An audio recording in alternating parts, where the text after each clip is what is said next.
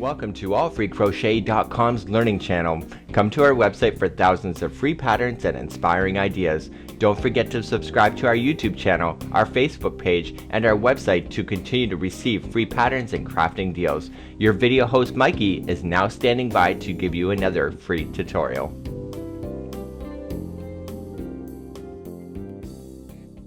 So you want to make that perfect granny square afghan? I'm sure you do, and a lot of people like to mix and match their square sizes in order to make it a lot more interesting instead of just a typical checkerboard idea. So let's go through the math and what it takes in order to make one just for yourself. To figure this stuff out, get yourself some graph paper. It's just a lot easier, or draw some lines on a piece of paper.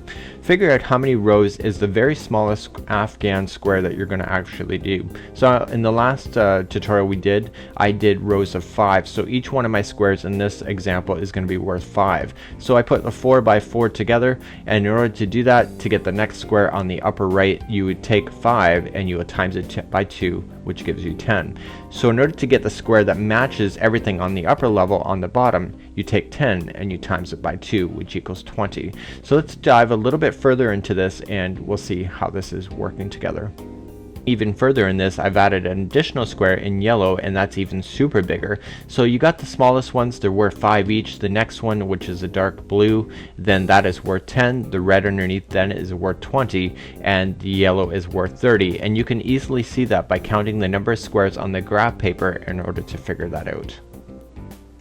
This is where it really gets interesting. What I've done is I've decreased the size of the yellow down to 25 rows instead of 30. So what that's going to do now is that's going to create a gap on either top or bottom. So in this case, I left the gap on the top. So I would have to then fill that gap in then with 5 extra 5-row squares over top of it in order to keep this blanket actually square.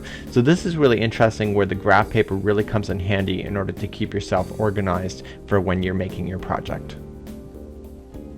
If it helps you, what I would strongly recommend is drawing the shape of your particular squares on your graph paper and actually doing the mathematics right there. So for example, say the question mark, the number of rows there is 4, the next one up then would be 4 times 2, which is 8, and then so on, so on, so on. So it's just a very easy way to keep yourself organized so that you can work on your project and do all the laying out a lot more simply and a lot more faster. In the 41 square afghan that you see, I could have actually substituted a larger square into the corners instead of doing 4 smaller ones, but it just didn't work with the pattern that I wanted to do. But you should look even more carefully is that the 15 rows of the red one right in the center, it actually has 6 squares above it in order to bring it back to alignment. So I couldn't just put a 10 right above a red, because what that's going to do is it's going to leave 2 squares that are not accounted for. So it would make the blanket look really weird. So you got to be careful that when you're putting things together and you're figuring out your shapes, that you don't end up with a blanket that looks like this, where the shapes are not aligning properly to each other and you end up with gaps here and there, and then you get something that you don't want. So here I've done the math for you. If you want a minimum of 4 rows, the next one is 8, 12, 16, and 20. And then for example, you have 5 rows, it's 5, 10, 15, 20, 25, and the same thing for 6. So now you've got to watch out for the coloring of the rows. Does it make any sense? And I've made this mistake before, where typically a lot of people like to put one solid color around each one of the squares. It's kind of like the final or the window frame of a square. So you have to make sure that the count of the colors is actually going to work. So here you got white, color, white, color, white. But if you started off with the wrong one, you'll have color, white, white. And I've done that before, and what happens with that is that it makes the square look so silly and out of place when the colors are not aligning with each other properly. So make sure that you align your colors and actually plan that out in advance so you don't end up with any real surprises about your pattern not working together or looking really awkward in the end.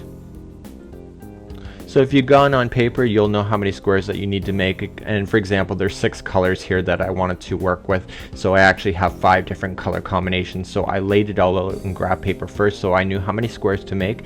And once you get it all, you start putting it together. I kind of plan everything on a table or a floor as I'm going, so it's kind of nice to see progress happening. And then you kind of make sure you get it all laid out and then you get it perfect, and then you start fastening everything together so that you can enjoy your new granny square afghan. And you know, you can do this with a lot of different colors, a lot of different types, and it is a lot of fun once you get a granny square off the ground.